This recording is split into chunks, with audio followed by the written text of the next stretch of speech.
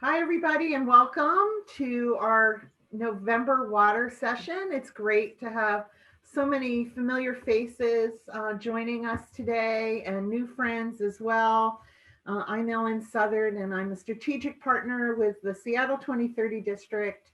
And my firm is Site Story, and we help run the water program here. And have been long term supporters of 2030 as well. And we are really grateful to have Jordan Wildish from Earth Economics and Molly Freed from the International Living Future Institute here to join us. We're excited to hear about their tools, one that was co-created with Seattle 2030 and one that ILFI has been co-creating with Biohabitats. So a little bit about the district. This is our geography here in Seattle. So we're the central business district as well as some surrounding neighborhoods like South Lake Union, Uptown. We're working with the Capitol Hill Eco District. We work in First Hill, the International District, and SoDo, as well as the Central Business District.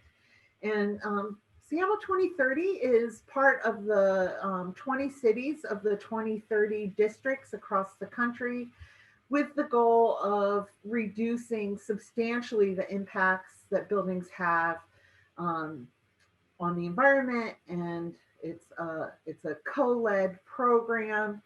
We're really looking at building efficiencies, also making Seattle more sustainable, partnering with great organizations, and then contributing to climate resilience. And I'm just going to go into a little bit of detail of how all of these goals fit into our water program. So Seattle 2030's education sessions and our goals are really focused in three areas: energy, water, and transportation. Our executive director, Matthew Cohn, of course, is the energy and transportation expert. I help run the water program, and then we are both supported and co-managed really by Ann Enomoto, who is our communications manager, but also helps do so much more in terms of our organization. We're a small group with big hearts and a fabulous board of directors and some amazing members that help us get this work done. Today, of course, is a water session, and so part of the overall goals of the 2030 district in terms of water is to reduce stormwater impacts by 50%, as well as potable water use by 50%. And that's both in existing buildings and new construction. So Molly and Jordan will share in their work how they're helping us to meet those goals. And then just want to acknowledge King County Waterworks. We have a Waterworks grant, and so today is funded by King County. Part of the goal that we are working on with King County Waterworks is, again, looking at how green stormwater infrastructure can be escalated here in the 2030 district and help our members get more involved with GSI to meet the district's goals. And we're also looking at areas of working with policymakers to explore stormwater credits wherever feasible in the district. And then some other work that we're moving forward on in terms of stormwater and climate resiliency. We have funding from Boeing to partner on a blue carbon and resiliency project and looking at our beautiful, beautiful shoreline here in Seattle, both South Lake Union shoreline, as well as the waterfront, primarily from Pier 70 north to Smith Cove. And so we'll be working closely with other policymakers to try and come up with a cooperative land management plan for those shorelines. And one of the other partners that we are working with in all of this is the Ocean Acidification Alliance. And that is a pretty important step in terms of water quality in Puget Sound. As we all know, our climate is warming, and these increasing temperatures are having some pretty major impacts in terms of ocean acidification. Here in our region, it's really, unfortunately, the perfect storm, no pun intended. But when it comes to ocean acidification, it is happening faster here in the Puget Sound than other parts of the world because we have cold water, and CO2 dissolves better in cold water and therefore has more advanced detrimental impacts on Puget Sound, our shorelines, and our habitat. And so part of these next steps in addressing stormwater is really looking at that resiliency planning that we need on the shorelines of our district. And then I just wanted to mention also, one of our other partners, of course, is the City of Seattle. We do a lot of work with the City of Seattle, both on policies and partnering. And we wanted to mention there is a green water use assessment program that they are offering, and they will help do some training with your facilities folks. They have online Zoom trainings.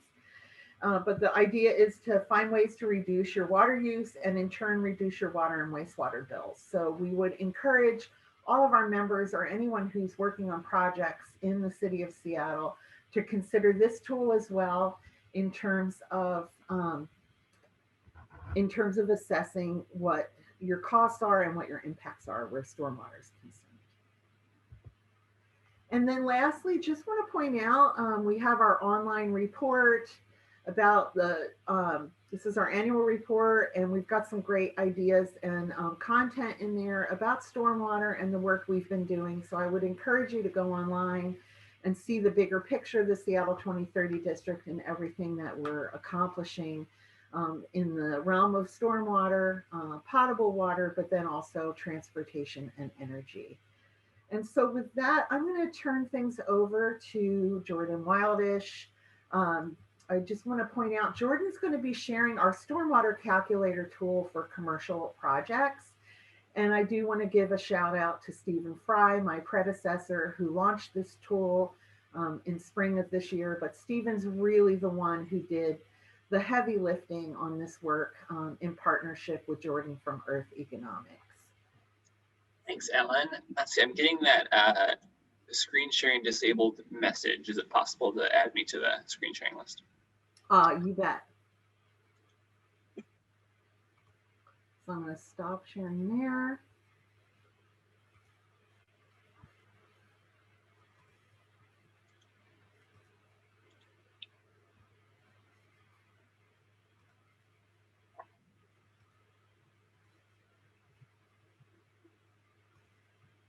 And this is good to go for Jordan and Molly.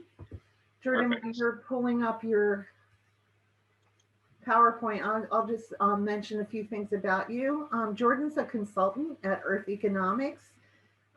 He focuses on green infrastructure, benefit valuation, and increased implementation by conducting comprehensive benefit cost analysis and creating tools for practitioners to conduct on their own. As part of their strategic finance and investment team, Jordan helps municipalities address their most pressing environmental and service delivery challenges with market-based solutions that prioritize nature as a key part of the solution.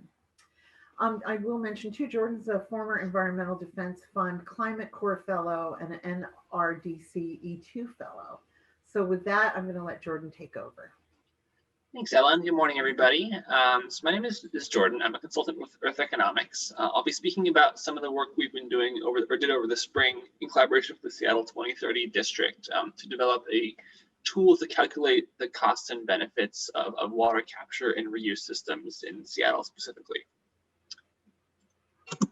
So first, a couple of words about Earth Economics. We're a nonprofit based in Tacoma, Washington. We work kind of broadly on ecosystem service valuation. We've been around for about 20 years. We're a leader in ecological economics. Simply put, we kind of work with local agencies and communities to quantify and value the benefits that nature provides for those communities. We're all benefiting from nature every day, often without realizing it or in terms we don't fully understand. But by translating the benefits of nature into economic values, into economic terms, we can help communities to advance nature-based solutions. Over the past few years, we've been increasingly focused on advancing nature-based solutions in the urban context, specifically green infrastructure. We've been working with state and local agencies across the country to support the adoption of green practices and green projects. We primarily work through a three-pronged approach. So first, we build awareness of the benefits of green infrastructure through educating policymakers and the public about the economic value of nature-based solutions. We also help to improve decision-making and project prioritization processes by conducting place-based analyses for green projects, programs, or policies. And finally, we seek to drive a broader scale adoption of green infrastructure through advancing funding and financing and policy opportunities for green infrastructure projects. So orienting to today's topic, stormwater runoff is a major challenge in the Seattle area and around the country. In Seattle, Seattle stormwater runoff washes toxins and nutrients and sediment in Puget Sound and surrounding waterways. It's estimated that as much as 66,000 pounds of toxins flow into the sound every day during a heavy rain day. In 2017 in Seattle, there were 147 million gallons of combined sewer overflows within the city across 150 overflow events all over the city. In light of these challenges, as Ellen mentioned, Seattle's 23rd district has set goals for reducing potable demand in buildings by 50%, and critically stormwater runoff by 50% as well for buildings in the area. So there are a number of approaches to reducing pollutant runoff and CSO events in the city, and it's really not a one-size-fits-all approach or one solution to meet the need here. So anything from distributed rain gardens to urban trees to CSO tanks are all part of the solution. But increasing the use of on-site water capture and reuse systems, which we'll talk about today, on business property, on commercial property, is a key part of this solution because so much of the land in downtown Seattle is commercially owned. In this increasingly dense and developed city, managing the water that falls on commercial property is a critical component of addressing the stormwater challenge. Not only does installing on-site water capture or rainwater systems support these goals, the overall stormwater goals, but there's also a clear financial upside, both through rate savings to the businesses as well as some rebate programs that are in development or being developed. So what we want to do with this tool we worked on was to provide property owners, whether that's commercial or multifamily, with a resource to calculate the cost effectiveness of these systems, rainwater and greywater systems, focusing on larger scale property owners in commercial space. So for this tool, we looked at two kinds of systems. So first we looked at rainwater capture systems. So these systems capture rain and recirculate that through the building, whether that's for irrigation most often, or filter it and use it for other non-potable uses within the building envelope. We also looked at I should mention, so with the rainwater systems, it can be anything from a rain barrel on someone's house to a buried tank system to a rooftop system. It can really kind of scale with building size and building demand. And the same is true for greywater systems as well. They can capture water from sinks and showers and wash machines and other sources and recirculate it for non-potable uses in the building. So the tool itself, I think there's a link in the chat. If everybody goes on there right now, it might crash, but if it does, feel free to come back later. I'm sure it'll work a little better with fewer users. But so I want to make sure to kind of caveat that the tool as I go into it, that we aim to use the best available data and to sort of inform our estimates here. But ultimately there's a lack of data on a lot of the things we're looking for, like cost estimates for these systems. So we use the best values we could find, but ultimately we think of this tool as kind of the first step in the larger term process for a building owner to think about where on-site capture systems might play a role in their building envelope. So we think that it should hopefully, our goal is to help kickstart the discussion around evaluating these options and these systems, but ultimately there's always going to be a need for more precise engineering estimates based on building characteristics and specifics. So the tool estimates system capital costs and O&M costs, as well as rate savings and other rebates that are eligible. So I'll kind of walk through, the tool has 4 sections. I'll go through each at a time. So users start on the project inputs tab. On this tab, users will enter the building characteristics, so that's the water capture footprint and building water consumption. If the annual water consumption is known, so just from the water bills, then that can just be entered here manually. And if not, if it's a new building or the value is not known, then it can be estimated based on users and building size and some other characteristics. So the next tab is the rebates, fees, and rates section. So users can enter their rate structure, whether that's this in Seattle rate, if that's outside Seattle, or the Lakewood Lake Forest Park System rate structure. And then it can estimate the annual rate increase, since we're looking at these projects over a 30-year or 20-year lifespan. And then other fees are assessed, like drainage fees and rebates if they're in a rain-wise district, can be included here as well. We get to the water capture system tab. So there's a wide variety of system types here, including blended systems that have both rainwater and greywater elements, and anything from a rain barrel to this large tank system can all qualify. So we try to capture as much as we could, or make this sort of as able to look at different systems as possible. Ultimately, systems on large commercial buildings are all kind of unique based on site specifics. And so there's always going to be some variation here in what those systems cost or what they look like. We looked at two categories of systems. So one being rainwater systems, which collect rainfall typically from roof runoff, capture that water in a storage tank, and then recirculate it for use in the building, oftentimes irrigation, but also other uses as well. Users can build an estimate for either an irrigation-only system or a capture and filtration system for rainwater capture projects. Costs will vary widely. So this analysis, we found there's just not enough good data out there on the cost of water capture systems. So our tool will provide an estimate, but users can also certainly and are encouraged to, if they have a better number out there, if they've already done the process of getting an estimate, to input that value in here, which is going to be a much more precise, much more accurate measure of cost. There's a number of factors that can influence costs, from building height, the layout, plumbing age, irrigation usage. All those things can have a big role. And the other project type here is greywater systems, which again recirculate water from sinks and washing machines, other sources, and use it for non-potable uses. And either system can be evaluated here in the tool. And then this final tab aims to kind of provide the summary of the project, kind of roll up all those pieces into one final analysis.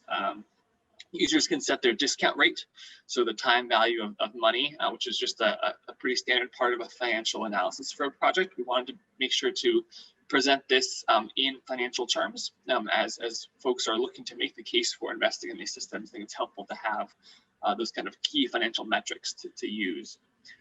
This will provide the cumulative cash flow of weighing both the capital and the O&M costs against the reduced water use and drainage fees.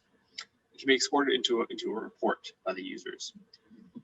So as I mentioned at the beginning, the values presented in the tool are really meant to be the start of the process, rather than the whole feasibility assessment process. So the next step for tool users, once they've done the initial assessment, seen how projects might work within their building, and got some rough ideas about the potential payback of those systems, is to evaluate the building's specific potable and non-potable use profile.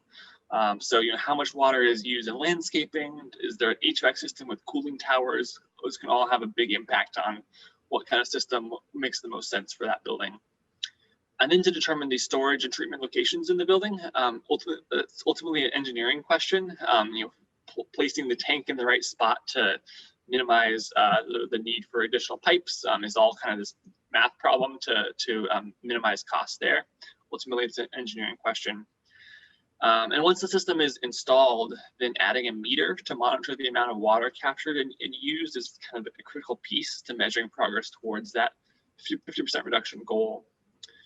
And a note on rebates and incentives overall. So we did include rebates within the tool. I think and there are some meaningful incentives here for buildings to receive if they install these systems, especially in a rain-wise district. But I think it's important to note that the financial case here is largely based on rate savings. So I think it's important to note as rebates maybe come and go, but what we're seeing here by and large is that the cost benefit of the project is really driven by those savings in rates, not by any particular rebates. So I think it's helpful to keep in mind is that that's really the driving force here. And there's more information in this report from the 2030 districts on sort of the next steps in the process for businesses who are thinking about these systems. And I think to orient towards the big picture here, implementing greywater or rainwater projects on a single building may feel like kind of a marginal change, but at the district scale, they really have significant benefits. So a study by Magnus and Klemenchik found that if buildings in Seattle's Belltown area were able to harvest half of their rainwater that fell on the rooftops only, the stormwater runoff from the Vine Street Basin, the nearest CSO outfall to Belltown, would reduce by a quarter, which is a huge impact on the health of the sound. So I want to close on some examples. I think it's always helpful to kind of tie these theoretical concepts and numbers to on-the-ground projects. So pulled from the 2030 district page, some of their member businesses who have made really exciting commitments or investments in greywater and rainwater systems. So Hyatt Regency is one example here. In 2019 or 2018, they implemented a pretty large-scale water reuse system. They reduced water consumption by a third with a greywater system. So by capturing some of the greywater use, they were able to recirculate that and reduce total water consumption in the building by a third. And they also put in high-efficiency fixtures, this aqua recycle filter, which filters and sterilizes water for reuse. In total, the system is estimated to save 6.8 million gallons of water in the first year alone. And they're the first and only LEED Gold certified hotel in Seattle. Another example, even more innovative perhaps, is the Wright Runstad Company building. So it's a large multi-use tower in Seattle. They used rainwater capture to feed their cooling tower on the roof for the HVAC system. But they also collected, I think this is one of the few examples of this, collected groundwater flowing kind of beneath the building and used that for irrigation, which I think is a really innovative use, kind of a new project idea. They reported savings of about $8,000 per year, and those systems provided a return on investment within just like 5 or 6 years. So a pretty incredible, I think a pretty stunning example of the right sizing the system, getting the engineering just right to make sure the system fits the profile of the building and be able to generate some really significant savings and really cost-effective project from that investment. So I'll close there. Feel free, if any questions come up on the tool or anything else discussed here, to reach out. I'd love to chat with folks. So I'll end there. Thanks. Thanks, Jordan. So those were great examples, and we're so happy to have those case studies within the district. And the Wright Runstad example too is also a great example that that's a building that's 30 years old. And so you can make this work on existing structures as well as in new construction. So with that, we're going to shift to some residential examples and some of the research that's being done by the International Living Future Institute. This work, Molly's going to share this work. It's been a great, ILFI is a great partner of the Seattle 2030 district. I also want to mention Kathleen Smith is with us today. So we've got multiple folks from ILFI who are available to answer questions, and we'll have plenty of time in the tail end of this to have a conversation about all of this work. So a little bit about Molly. She was born here in Seattle. Molly's a passion for applying critical deep green theory to practical problem solving found a home when she was a policy coordinator. Molly is now the manager of buildings and waters at ILFI. She supports the Institute's policy program initiatives by identifying policy barriers, providing resources, research toolkits, education, and advocacy to remove obstacles. She also coordinates the Institute's affordable housing work with pilot teams across the country. So, with that, we're going to turn things over to Molly. Thanks so much, Ellen. Hi, everybody. Thank you all for coming. Thank you, Ellen and Matthew, for organizing this and asking me to speak. And thanks, Jordan. I'm actually just so excited about that tool. I think it's going to be really valuable for our project teams, for us. So loved learning more about that. As Ellen said, I am the Buildings and Water Manager at the International Living Future Institute, and I'm going to be talking about a new resource that we're developing. It actually hasn't been published yet, so this is kind of a sneak preview for all of you. So get excited. So I think that most of you are familiar with the International Living Future Institute, but for those who aren't, we issue and operate a few green building standards. One of them is called the Living Building Challenge. Another one you might be familiar with is our core green building certification.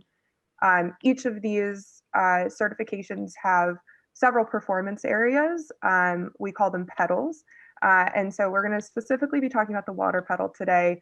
I want to note there's two requirements within the water petal. One of them is required for our core green building projects, and that's kind of what we're going to be focusing on. It looks at a reduction in potable water use and stormwater management. So you'll see it hits really hard on a lot of those points that Jordan was making earlier. Just to kind of speak a little bit to the philosophy of how ILFI approaches water, how the Living Building Challenge looks at water. We really want to fix and adjust and realign how water is valued. And by that, we mean we want to start looking at wastewater as a resource, like greywater and sewage as well, as a potential resource rather than a nuisance on project teams.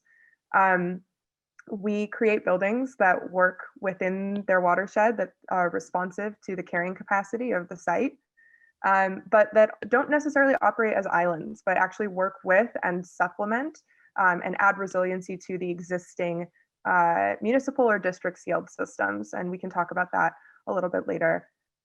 Also, as is kind of a part of this work, we do a lot of work advocating for and challenging outdated codes and attitudes in order to create this kind of world. A lot of our water petal buildings are what we call pre-legal. So there's a lot of work to be done in terms of the policy and permitting barriers to achieving water petal projects. So why do we ask our project teams to reduce their water use at all, especially here in Seattle, where we think of our location as being kind of water rich? I guess I should stop saying "our" because even though I was born in Seattle, as Ellen said, I am in Brooklyn still, but that's okay. It's just a little later for me. But first, climate change is kind of creating, as most of you know, creating conditions of water stress all over the country. And in Seattle, this is taking the form of warmer winters, so that more of the precipitation that was going to fall as snow to be stored in for the spring and the summer in our snowpack is going to fall in liquid form, and it's going to flow into the earth or evaporate into the air. And that leaves the Seattle area with less water storage in the summer, which is compounded by the fact that our summers are, as we've all noticed, getting drier. Less rain is falling to replenish that drinking water stock. And it's important, it's not just human use here. This is our watershed needs to maintain certain water levels in order to maintain salmon runs and ecosystem health for many, many, many species, not to mention to keep our floating bridges floating. So that's one aspect. Another aspect is that water and sewer utility rates are continuing to rise, and they will continue to rise every year as the city continues to grow, and as our infrastructure, which is aging rapidly and kind of reaching the end of its useful life, is going to need to be upgraded. Rates in Seattle are already some of the highest in the nation, which, you know, from a payback period is actually beneficial. You know, we can get into the equity aspect of that, but homes and buildings that have inefficient water use are going to see disproportionate increases in their monthly bills as these rates raise. And that creates hardship and financial instability, specifically and especially for low-income residents who pay a disproportionate percentage of their annual income in water bills. Finally, some of the systems that we're discussing are going to allow these buildings to meet some of their needs, even if centralized systems were to fail because of a natural disaster of some kind and can have a huge impact on the safety and sanitation of their occupants. And I guess what's in it for you as a developer or an owner of a building, what we're looking at is upwards of 50% of your potable water bill that you could offset with on-site resources plus the sewage impacts as well. So that's huge, right? And plus you need to look at or incorporate some of these systems and technologies in order to qualify for some of the competitive incentive programs in the city, like the Living Building Pilot Program, the 2030 pilot program as well. If you are looking at rainwater harvesting, you gain access to credits like the Rainwater Harvest Credit, the Stormwater Facility Credit Program, which can offset that stormwater bill. So there's a lot of money to be saved here, but also you get to demonstrate your leadership, right? You get to show that you walk your talk, that you're leading in sustainability in this regard. So there's a huge marketing and storytelling potential for systems like these. Okay, so that's where this report comes in. And so this is not a tool, as Jordan was presenting, and it's focused really specifically on residential properties, and it's focused specifically on Seattle, again, where we have those highest water rates. So this will be a report that you take in hand, not something that you type numbers into. But one of the barriers that we found with our water project teams is that there's so many unknowns about permitting, about cost, about what system is appropriate at each scale. So we received some generous funding from the Loom Foundation, the City of Seattle, and the Sustainable Path Foundation in order to create this report. We worked with, before we even started on getting the numbers, we pulled together what we call the water leadership cohort of affordable housing and market rate developers, architects, engineers in the area, to talk about what would be the most useful for them in making decisions about this. And then we worked with biohabitats to develop the actual data and do the actual research. And so those of you who don't know biohabitats, they are experts in this field. They have years and years and years of experience in installing and designing these kinds of innovative water reuse systems. So that's been really exciting to work with them. All of the data in this report comes from them. So we focused on these 4 typologies. We're only looking at the 100-unit apartments for this presentation. And we looked at 5 different approaches to reducing potable water use. Low flow fixtures, kind of an obvious one. And then we looked at greywater to offset non-potable uses, so laundry and toilet flushing, greywater to just offset irrigation, rainwater to just offset toilet flushing, and we'll get into why we didn't do all non-potable in a second, and rainwater just to offset irrigation. And we analyzed all these systems across all of these different variables: equipment, installation, and O&M costs, ease of installation and permitting, the amount of space that they'd actually take up, so depending on your space constraints, your potable water savings overall, the payback period, and then of course that additional element. And this was something that our water leadership cohort hit on really hard, that they wanted to say that there's more than just the numbers that you get back in these systems, right? There's leadership potential, there's storytelling, there's marketing potential. So these are some of our larger kind of overarching findings from the report. The payback period for these strategies range in general between 1 and 50 years, but the dense residential projects, like the one we're going to talk about, get their investment back way faster. Low flow fixtures, I shouldn't have to tell the people on this call, but low flow fixtures are a really easy win, very low cost. They should be implemented on every project. And then really quickly, the difference, one of the differences we started to see is that the payback you receive from non-consumptive water reuse, so like interior water reuse versus consumptive water reuse, which is, irrigation, you get way, way more of a payback based on the way that Seattle's fees are structured for interior water reuse for those non-consumptive strategies. So that's a note I wanted to make.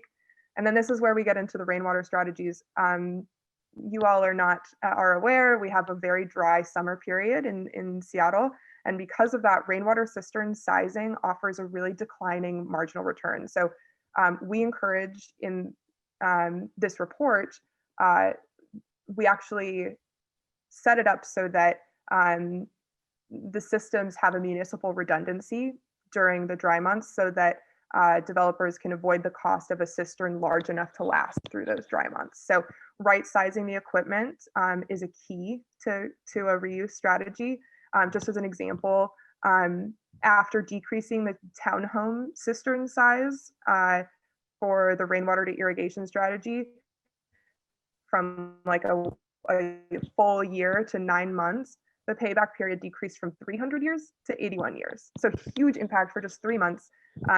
Still a pretty long payback period. That's that irrigation aspect again.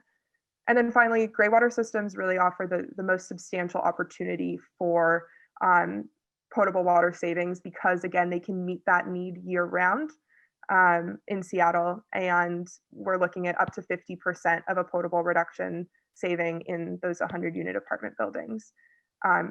However, there's still some barriers from permitting and permitting difficulties.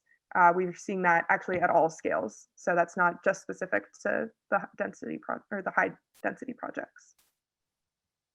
Okay, oh, sorry, before I go into this, I'm just gonna say there's a lot of information on this slide. I'm gonna walk you through it, but so this is the unpublished as of yet data that we've received from biohabitats about this 100 unit apartment scale. And I'll do the same kind of caveat that Jordan said. Obviously, we are working with a very experienced engineering firm to get these numbers, but there's still a huge number of variables that go into this. So for the sake of clarity, I'll just tell you the assumptions that were made here. So this 100 unit apartment, this imaginary project, would have a total lot area of 10,000 square feet, a roof area of 8,000 roughly square feet, and a landscaped area of approximately 1,000 square feet, which is why you see the percent potable water savings for the irrigation as so low. And I'll just walk you through here. So we have these 5 strategies that we discussed earlier. We have their equipment cost, their installation cost, their capital cost per unit. I know some developers like to think of their costs in a per unit way. O&M cost, and this is annual. Ease of installation, and if you guys have questions, we can talk about how we defined easy versus medium versus complex, and same with permitting. Space requirements, one of the things we were excited to see is a lot of these systems don't take up a lot of space. So if you plan early, again, as Jordan was saying, if you work with your engineer early on to allocate this space, it can be really efficient.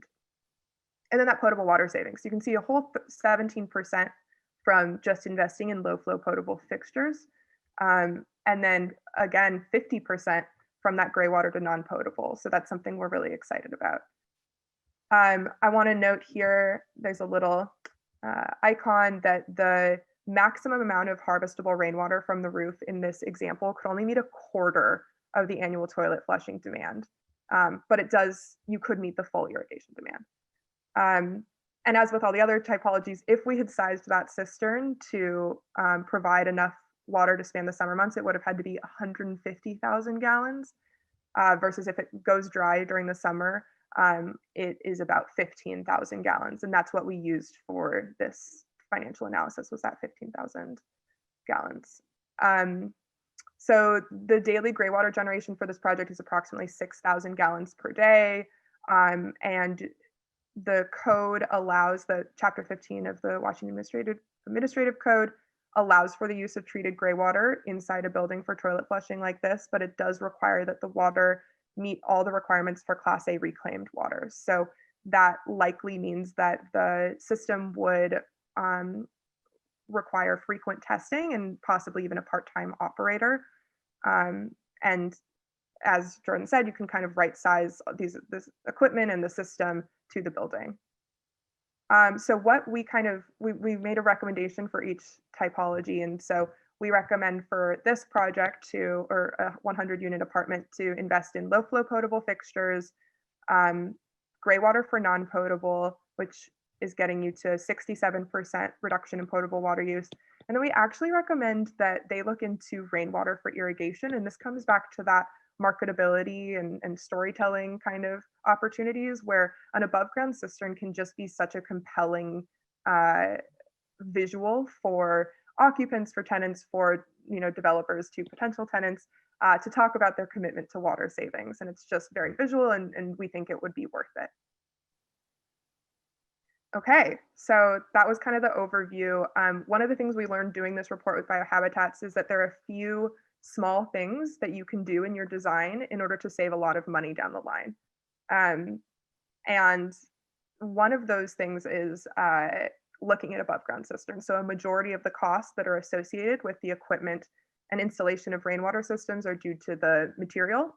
So either polyethylene, concrete, or fiberglass, but also the labor required to bury a below ground cistern. So if you move the cistern above ground, if that space is available to you, you reduce the average cost from about $5 per gallon all the way down to about $1 per gallon. So that's a huge impact that can be made if you have that space. I know that Jordan made that point that rebates really aren't the driving return on, aren't going to drive the return on investment, and that's totally true. But there are a number of incentives available to project teams, and if you don't take advantage of them, you're kind of leaving money on the table. So look for incentives and rebates from Seattle Public Utilities, from the Water Savings Partnership as well. We separated out low flow potable and low flow non-potable fixtures because if you invested in efficient low flow non-potable fixtures and you're offsetting your non-potable fixtures with non-potable water, then you're going to have less savings, if that makes sense. But if you are doing something like rainwater, where you are worried about stretching that resource, stretching that supply long enough to meet that demand, then you definitely should look at investing in your low flow non-potable features as well, or fixtures, sorry. Maintenance costs can be really greatly reduced or eliminated if you train your tenants properly. And many homeowners and renters are really excited about the prospect of getting involved with their water system. And finally, I know Jordan hit this hard and I will hit it hard too, hire a trained water systems consultant or engineer and bring them on early. They're going to help you make sure that your system has access to the electrical connections that it needs, that your gutters are located correctly, that your roof is shaped in a way that can convey rainwater effectively, and that you've allocated space early for either above or below ground cisterns. Okay, so really quickly, the overlay here, if you saw in our previous slide, we're looking at savings of between 50 and 67% of potable water, and that will really set you up well to meet ILFI's core green building certification and Seattle 2030 district's goals of 50% potable water reduction. And if you invest in any of those rainwater technologies, you can also start to hit the ILFI's core requirements for stormwater management and Seattle 2030 districts as well. So there's a lot of overlap here. Oh, I don't know where my picture went. Oh, there it is. Okay, great. So yes, as I said, this is a teaser. Our full report we're hoping to release in early 2021. So keep an eye out for that. And if you have any other questions or would like to make sure you receive an email with that report when it's finalized, feel free to shoot me an email. And thanks so much. Great. Thank you, Molly. That was fantastic, both you and Jordan. And we really appreciate that. I'm just going to bring us back to a picture of our district. And then invite people to, oops, I don't know what I'm doing here. Okay. Invite folks to share in the chat room or have some Q&A with Molly and Jordan. A couple things I want to point out, just from a creativity standpoint. Actually, I'm just going to stop sharing so we can all see each other in the gallery view. But a couple things I do want to point out, just building off of Jordan and Molly's comments, is Seattle 2030 district isn't just made up of property owners, but we have some incredible contractors and some incredible engineering practices that are also members, and we would encourage you to turn to them for some of this water system engineering assistance that you might need. So just think about that. And you can always check out who all our members are on our website. The other thing I wanted to bring up, because I've done it on a couple of my own projects, is that we live in an agricultural state where there are a lot of used cisterns in Eastern Washington. And in fact, on 2 of the projects that I've worked on, we have upcycled or recycled cisterns for new construction. And in the case of those projects, the combination of the cistern itself and the shipping was under $2,000 to move those cisterns from a farm to Seattle. So something to think about. We don't always have to buy new. And you can customize that cistern with wraps or custom painting and brand it with your own logo. So just something to think about moving forward. And then let's just see who has questions. So Laura asked about can we get the email for the Seattle Green Business Water Use Assessment? Yes, I will pop that into the chat room. Oh, and Ann's put up some other things, some other tools from the district, including we have a stormwater scavenger hunt with the Capitol Hill Eco District on Capitol Hill. So if you want to see some fun projects that address stormwater, please check that out. And do folks have questions for Molly and Jordan?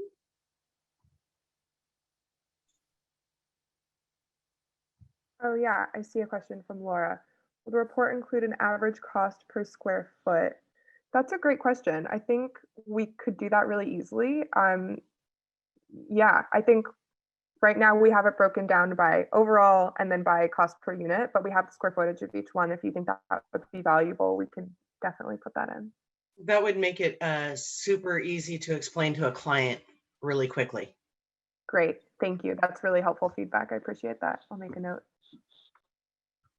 Other questions?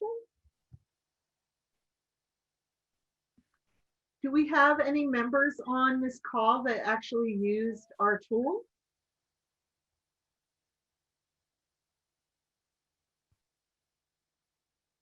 Not hearing from anyone at this point. We have a quiet group this morning. Am I missing any questions in the chat?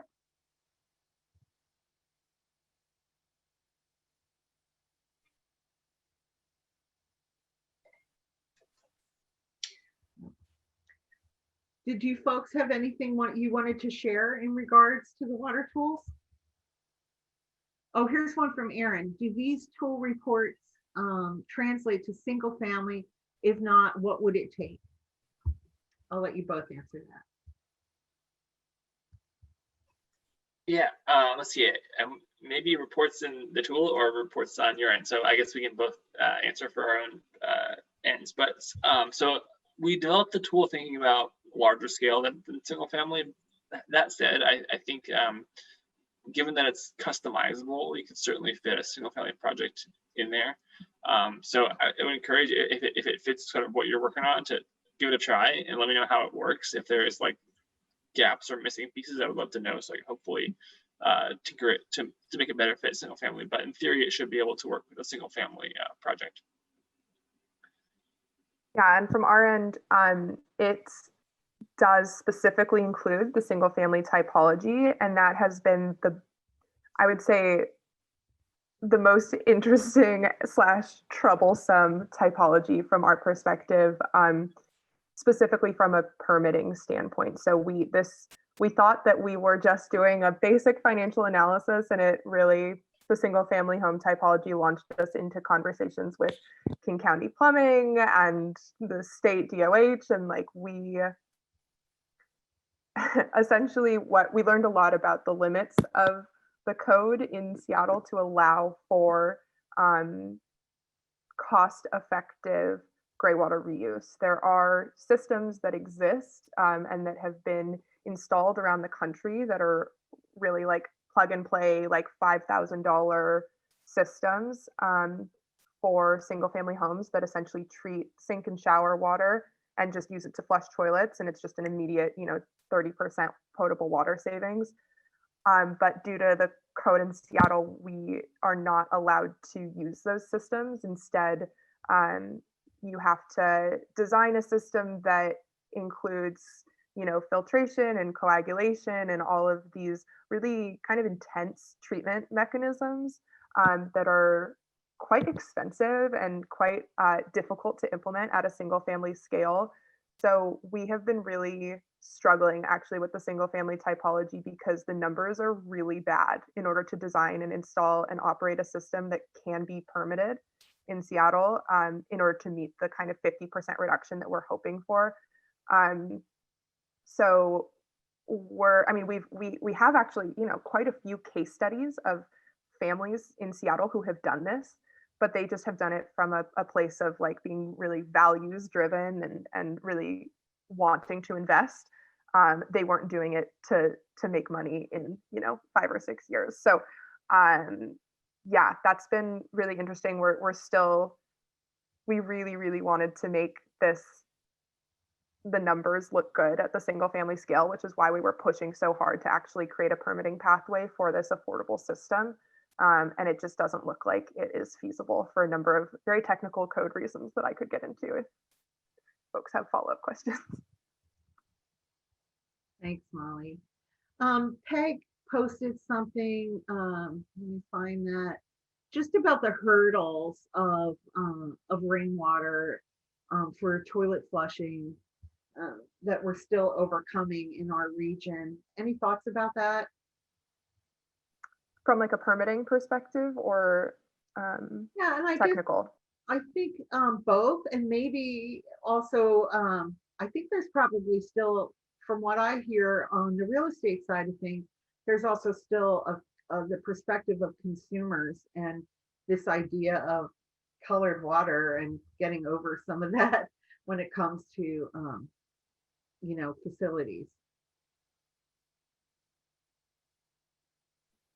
Yeah, I guess I can take that. Yeah, I think there's a end user component. We've found if you do the engagement correctly that the occupants can be really excited about it.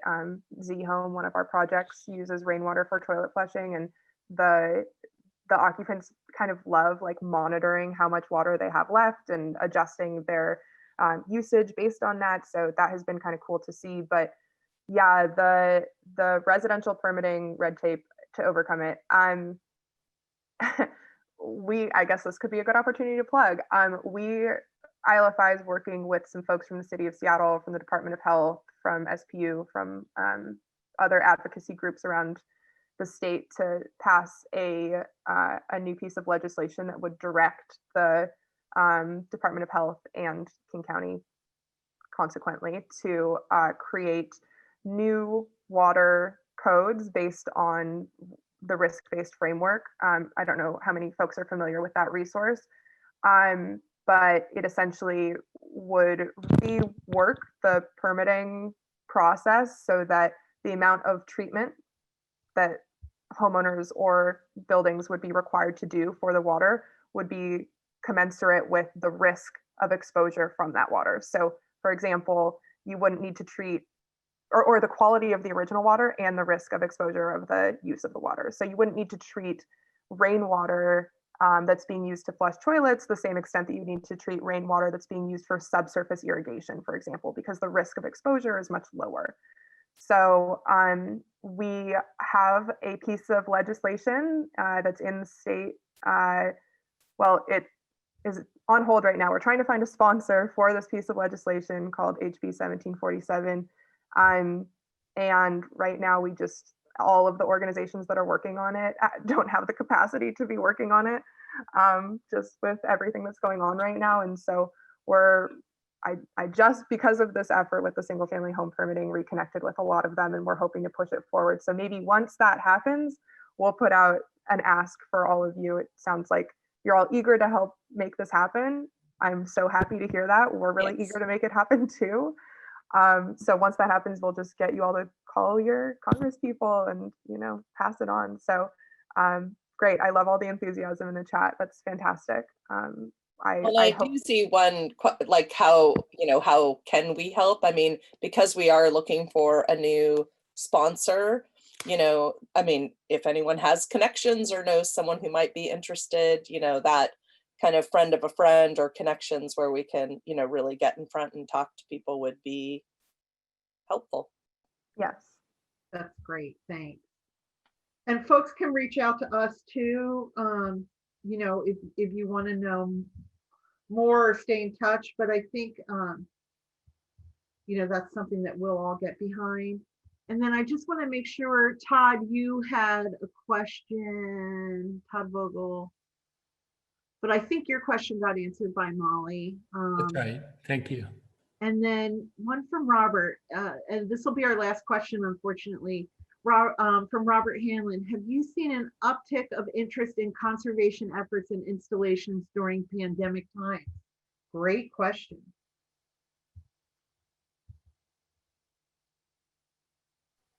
Yeah, I'd be interested to hear if Molly has thoughts on that. I don't think I have a finger on the pulse of sort of the overall picture of conservation efforts and installations as they are, but I'd be definitely interested to hear if that's something that other folks have witnessed. I think that would be very fascinating to know. Yeah, I'll just add that I think maybe not necessarily correlated, but the Living Building Pilot Program has seen a huge uptick in project teams that are using that incentive. And because of the timing of that, they've all kind of started designing their greywater reuse systems that are required to meet that no potable for non-potable requirement all around the same time that is kind of aligned with the pandemic. So I don't know if it was spurred on by the pandemic so much as it was spurred on by the pilot program and is now aligning well with the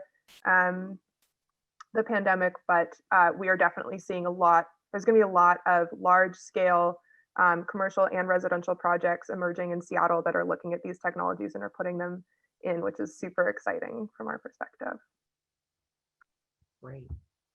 Well, thanks everyone for joining us today. We were so happy to have such a good turnout.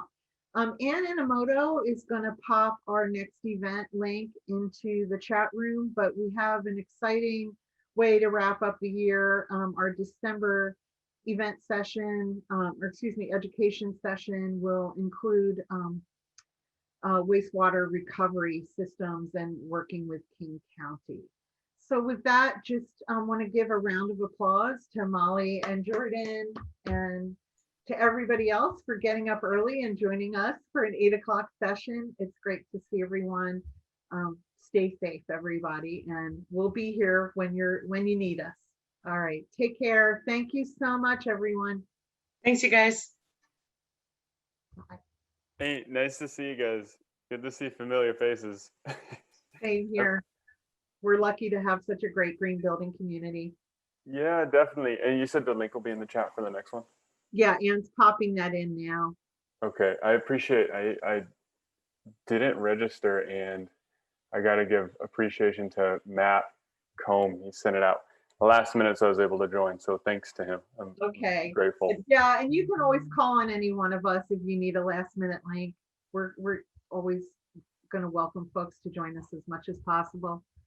Cool. One quick thing. I'm getting more involved with Institute for Sustainable Infrastructure, ISI. They have their Envision framework. Are you familiar with that? Molly, you're shaking your head, yeah? Yes, yeah, definitely.